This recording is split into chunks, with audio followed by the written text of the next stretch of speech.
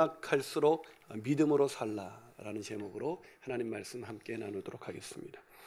이동호 목사님의 설교를 듣다가 읽고 싶어서 산 책이 한 권이 있습니다. 바로 암투병을 하다가 세상을 떠나간 고 장영희 교수의 요고적, 살아온 기적, 살아갈 기적이라는 책입니다.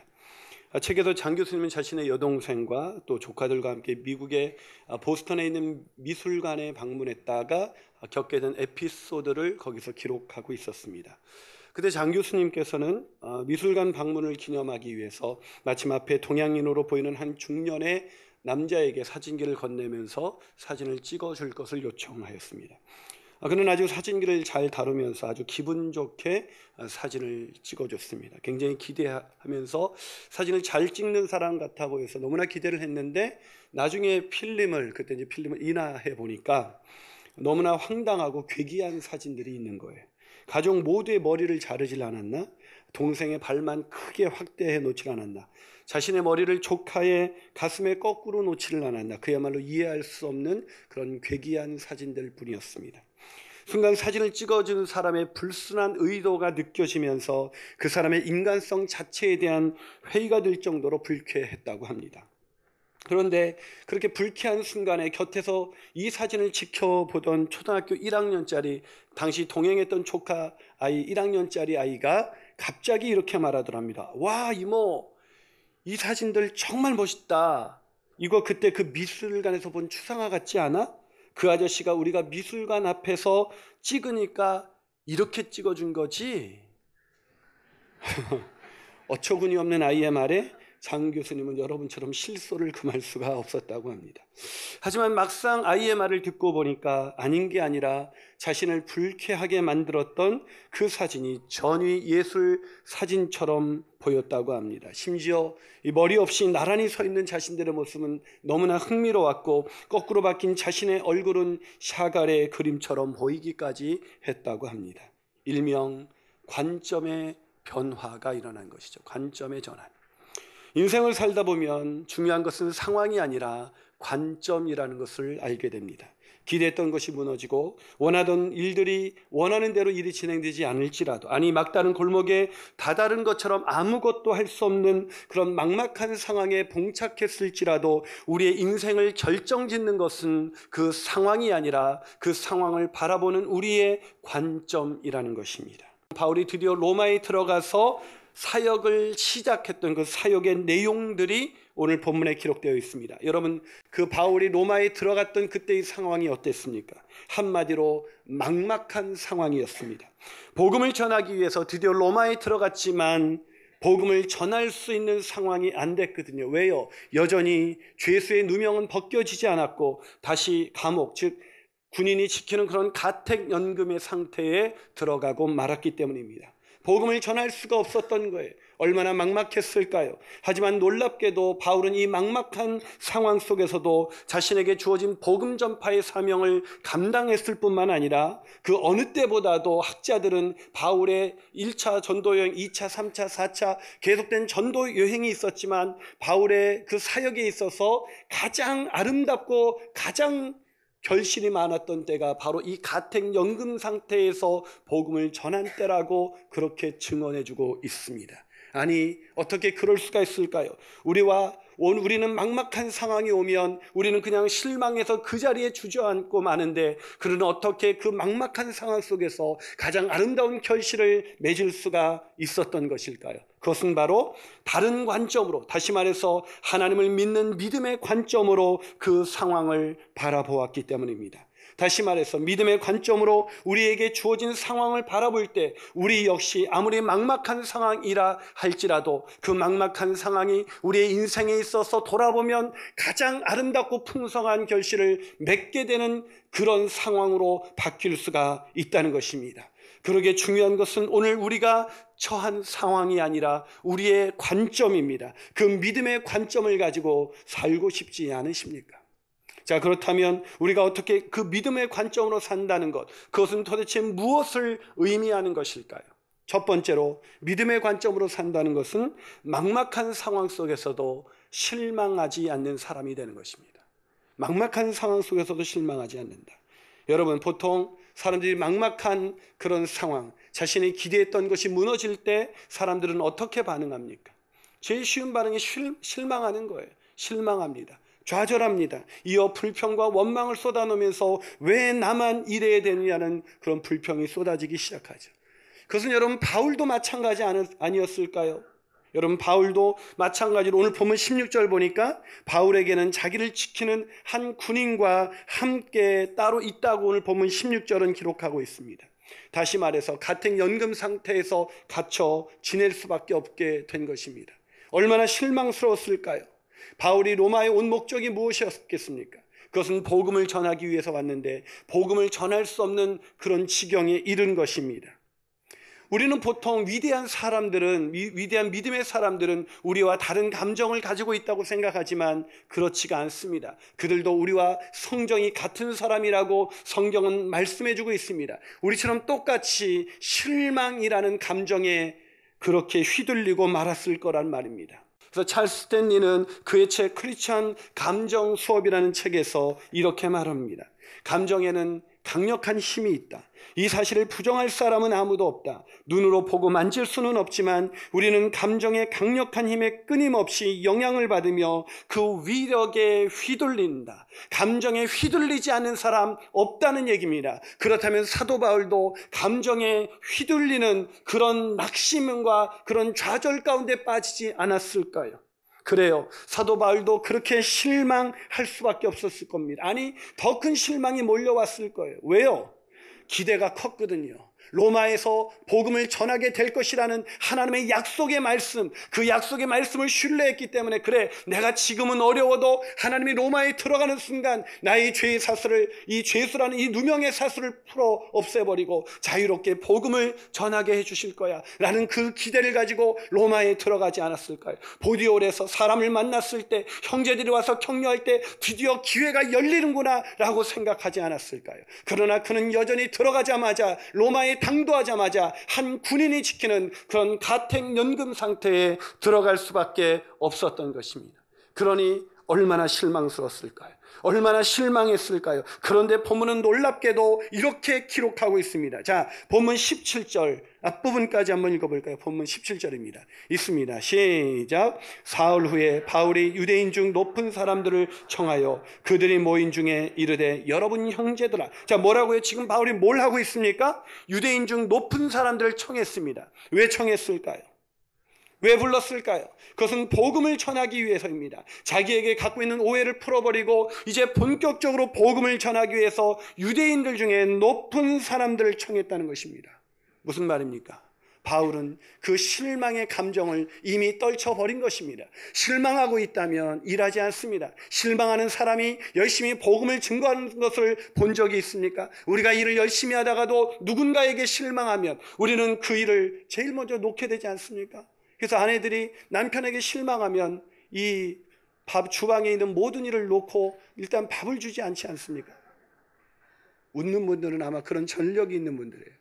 우리는 실망하면 일하고 싶지 않습니다. 근데 바울은 그 어느 때보다도 적극적으로 사람들을 불러서 복음을 전하고 있습니다. 아니, 어떻게 이럴 수가 있었을까요? 아니, 어떻게 이럴 수가 있었을까? 오늘 본문을 보니까 사도 바울이 며칠 만에 일어났다고 기록하고 있습니까? 사흘 만에 일어났다고 기록하고 있습니다. 사흘 만에 그는 실망의 감정에 사로잡혀 있었을 것입니다. 사흘 동안 그랬을 거예요. 그러나 사흘이 지나자 바울은 실망의 감정을 떨쳐버리고 일어난 것입니다. 두 번째로, 막막한 상황에서도 최선을 다하는 사람입니다.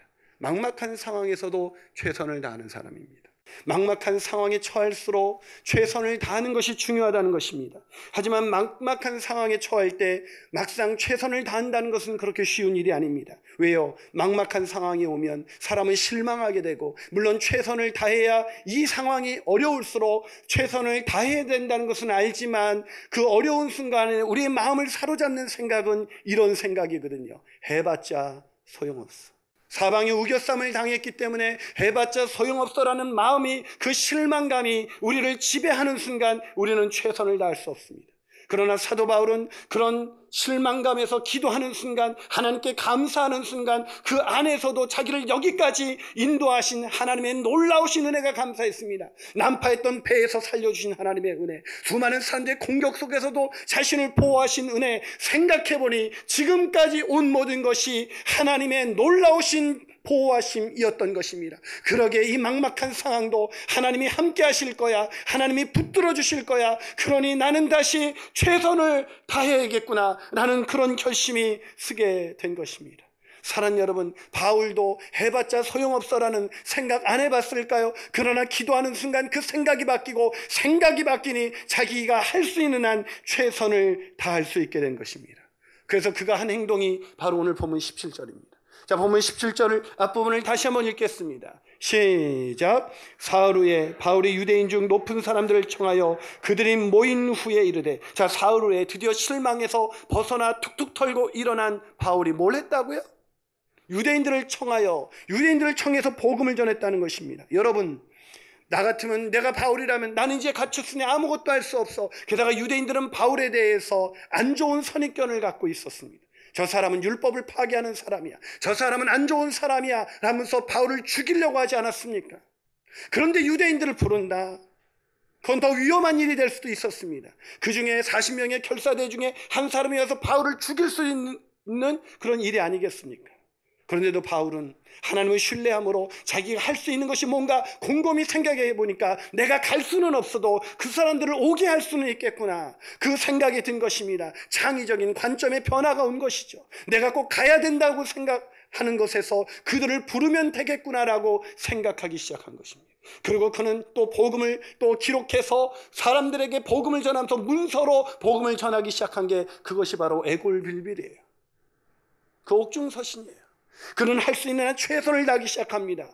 그런데 놀랍게도 21절에 이런 일들이 일어납니다. 자, 21절 한번 같이 읽어볼까요? 21절입니다. 시작. 그들이 이르되 우리가 유대에서 내게 대한 편지도 받은 일이 없고 또 형제 중에 누가 와서 내게 대하여 좋지 못한 것을 전하든지 이야기한 일도 없다. 무슨 말입니까? 다른 유대인들에게, 로마에 있는 유대인들이 다른 유대인들에게 바울에 대한 안 좋은 이야기 들어본 적이 없다는 것입니다. 여러분 놀랍지 않으세요? 유대인들이 끈질기게 어디까지 쫓아왔습니까? 끈질기게 쫓아와서 계속해서 바울을 어떻게 하든 죽이려고 했던 유대인들. 그가 바울이 로마로 왔다는 걸 그들이 몰랐을까요? 근데 그들이 어떻게 로마에 있는 유대인들이 다른 유대인들에게 그런 이야기를 들을 수 없게 된 것일까? 그것은 하나님의 인도하심입니다. 아멘이십니까? 여러분, 선입견이라는 게 바울이 복음을 전하기 위해서 자신에게 있는 선입견을 제거하고 있습니다. 왜요? 안 좋다는 율법을 파괴하는 자야 라는 선입견이 있으면 어떻게, 바울이 전하는 모든 복음은 들리지 않습니다. 여러분, 목회자에 대해서 교회 오자마자 안 좋은 이야기를 듣게 되는 사람은 믿음이 자라지 않습니다. 왜요? 그 선입견을 떨치지 못하기 때문입니다.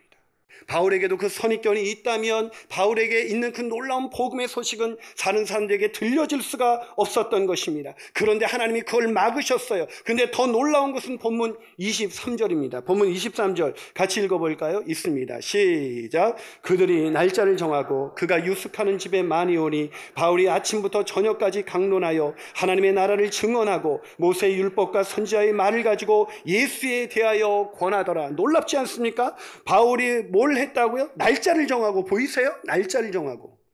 유숙하는 집에 사람들이 많이 왔어요. 누가 많이 온 거예요? 유대인 중 높은 사람들이 많이 왔습니다. 얼마나 많이 왔는지 날짜를 정할 만큼이에요. 날짜를 정했다는 말은 스케줄 짜야 그 시간에 바울을 만날 수 있게 된 것입니다. 얼마나 많이 왔는지 바울이 아침부터 저녁까지 강론하여 하나님의 나라와 즉 예수에 대해서 복음을 전할 수가 있었던 것입니다. 사랑하는 여러분, 어떻게 이렇게 놀라운 일이 일어날 수가 있었을까요? 바울이 가서 만나도 그렇게 만나지 못했을 거예요. 회당에 가지 않으면 안 될 거야라고 생각했을 텐데 바울이 가지도 않았는데 자기가 할 수 있는, 혹시 유대인들이 나에 대해서 안 좋은 생각을 가졌으니 이게 될까? 하지만 자기가 할 수 있는 것은 그것밖에 없었습니다. 작은 일을 최선을 다해서 하기 시작하자 하나님이 유대인들에게 안 좋은 소문이 가지 않도록 막아주셨습니다. 그리고 그들의 마음을 움직여주셔서 그들로 하여금 오게 만들었습니다.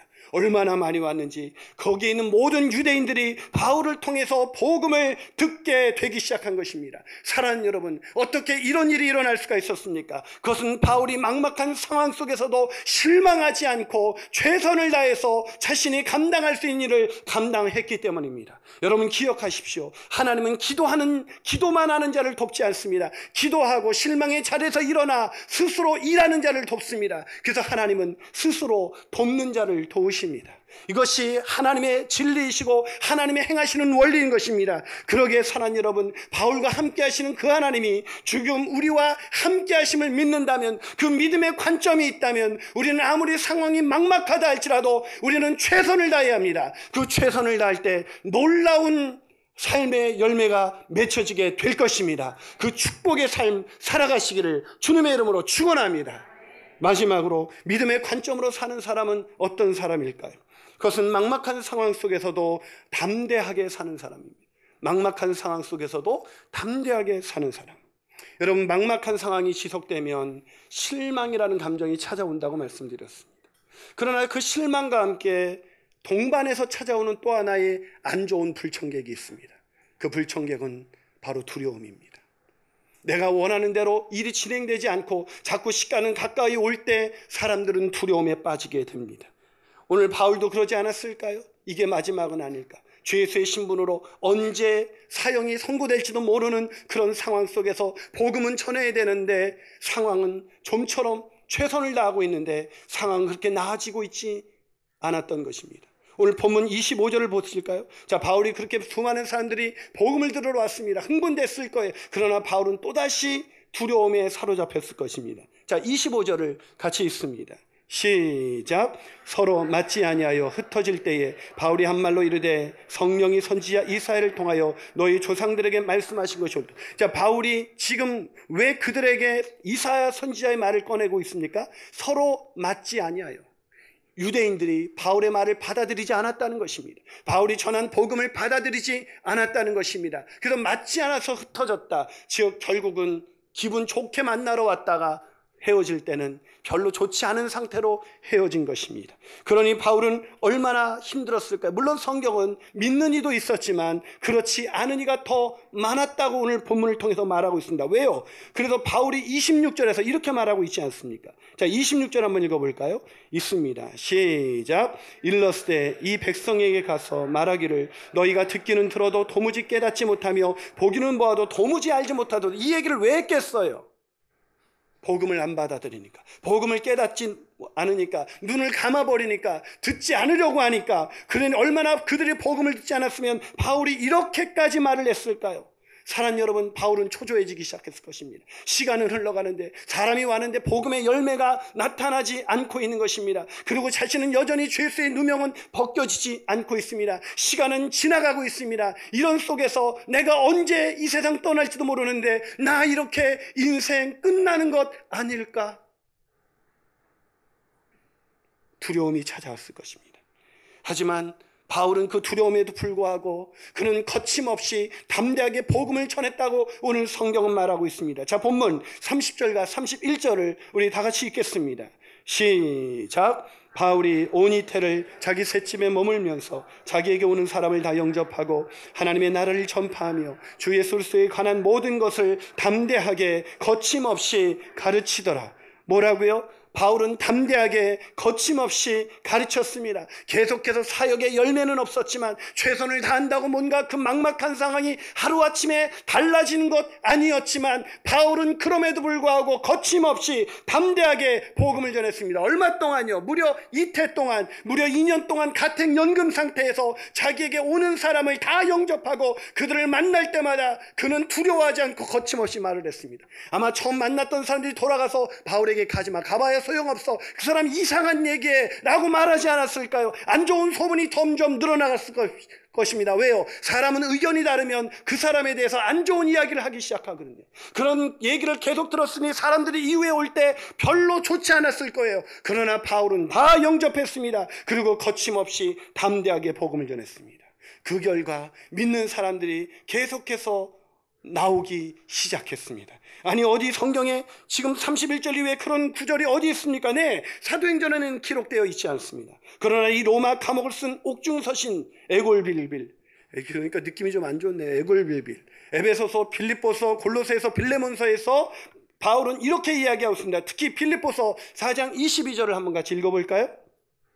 자, 빌립보서 4장 22절입니다. 시작. 모든 성도들이 너희에게 문안하되 특히 가이사의 집 사람들 중 몇이나. 자, 빌립보 성도들에게 편지를 쓰면서 결국 믿게 된 사람들을 소개하는데 거기에 어떤 믿음의 사람들이 있었다고요? 가이사의 집 사람들.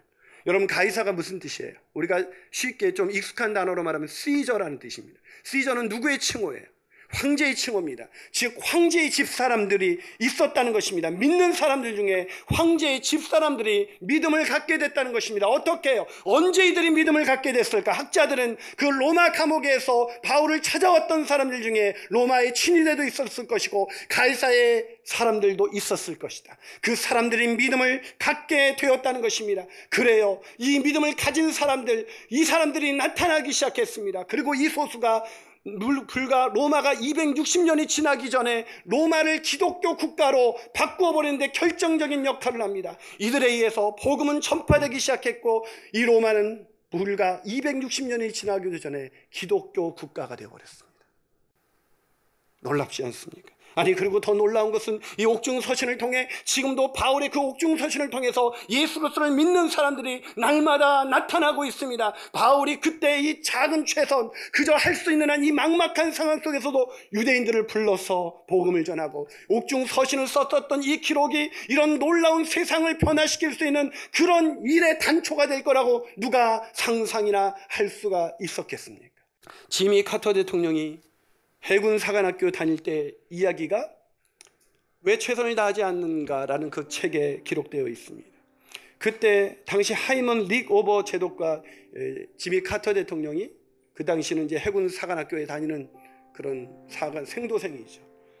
그 리오버라는 제독과 면담을 하게 되었습니다. 왜 면담을 했냐면 핵 잠수함 부대 배속을 받기 원하면 그때 제독인 그 리오버 제독과 반드시 면담을 거쳐야만 했기 때문입니다. 그것은 매우 두려운 일이었다고 합니다. 왜냐하면 리오버 제독과 면담을 마치고 나온 모든 장교들이 그런 식은땀을 흘리면서 더 큰 두려움 속에 주눅이 들었기 때문이었습니다. 면담이 시작되자 카터는 그 이유를 알게 되었다고 말합니다. 면담의 주제에 대해서 제독이 묻는데 자기가 대답할 수 있는 것이 아무것도 없었다고 합니다. 땀이 흐르고 식은땀이 흐르면서 카터의 몸은 금세 모두 땀으로 흠뻑 젖고 말았습니다. 그런데 리고버 제독이 드디어 카터에게 만회할 수 있는 한 가지 질문을 던지더랍니다. 그 질문은 해군 사관학교인데 지금 몇 등을 하고 있나?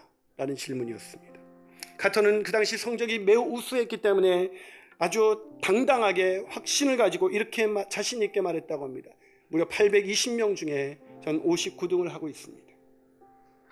그렇게 자신 있게 대답을 하고 이제 돌아올 칭찬을 기대하고 있었을 때였습니다.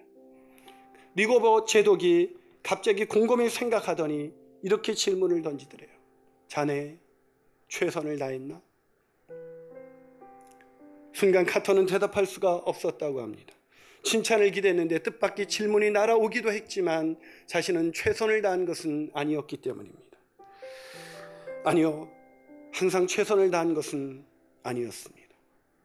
그러자 제독은 한동안 카터를 응시하더니 카터가 대답할 수 없는, 아니 결코 잊을 수 없는 마지막 질문을 던졌다고 합니다. Why not the best? 왜 최선을 다하지 않았나? 왜 최선을 다하지 않았나? 그 말에는 카터는 아무런 대답을 할 수가 없었다고 합니다.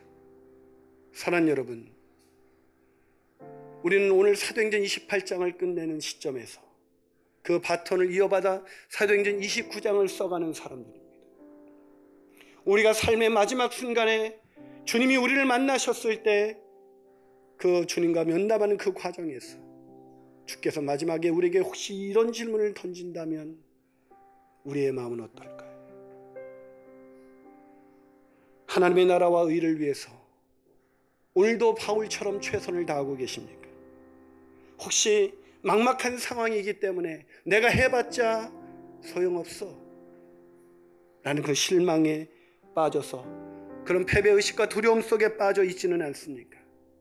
오늘 사도행전 29장은 우리에게 묻고 있습니다. 왜 최선을 다하지 않았나?